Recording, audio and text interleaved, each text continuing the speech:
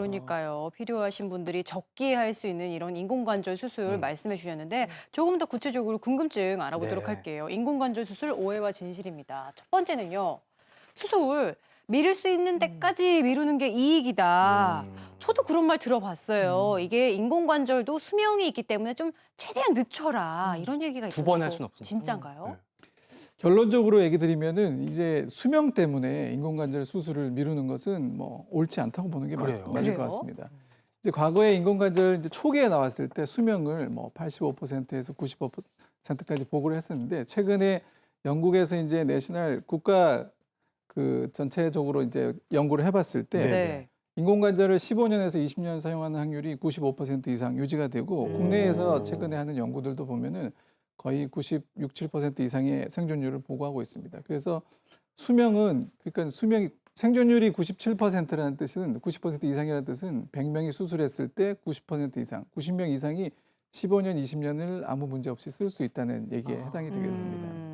그리고 예전 기구에 비해서 발전됐기 때문에 네. 인공관절을 많이 써서 마모가 되어서 아. 이게 교체를 해야 되는 경우는 과거에는 일부 있는 케이스가 있었지만은 2000년대가 넘어서면서는 그런 케이스들은 거의가 없습니다. 그렇군요. 그래서 수술을 하는 적정한 시기는 그 환자가 통증이 얼마나 심하느냐, 또 다리 변형은 얼마나 진행되느냐, 이거를 가지고 판단하는 게 맞을 것 같고 이렇게 진행이 되면은 수명 때문에 걱정을 해가지고 수술을 미루거나 그럴 필요 없이 적절한 네. 시기가 되면은 다리 교정을 해서 편하게 다리를 쓰시는 게 더 낫다고 할 수 있겠습니다. 네. 근데 요즘은 뭐 100세 시대라고 100세까지 장수하시는 분들이 참 많은데 연세가 많은 분들이 혹시 수술을 하다가 좀 부담이 되지 않을까 이런 걱정들도 하시거든요. 그러니까 고령자들도 할 수 있는 수술인가요?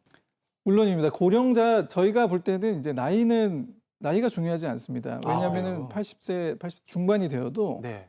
그 본인의 기저 질환이 없고 건강하게 이 보행 생활을 잘 하시면은 예. 수술하시는 게 훨씬 이득이 되고 또 그런 분들 수술해서 별다른 합병증 없이 잘 치유되는 경우들이 요즘 많습니다. 그렇군요. 참고 미루다가 병 키우는 일 없어야겠고요.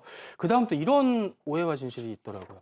당뇨병이나 골다공증이 있으면은 수술은 노. 그러니까 이게 기저질환이 있으면은 좀 수술하기가 어려워지나요, 교수님? 네, 기저질환이 있는 경우에는 어쩔 수 없이 수술 이후에 생길 수 있는 합병증의 발생률은 증가할 수밖에 없습니다. 하지만 모든 경우는 그래서 그런 것은 아니고요.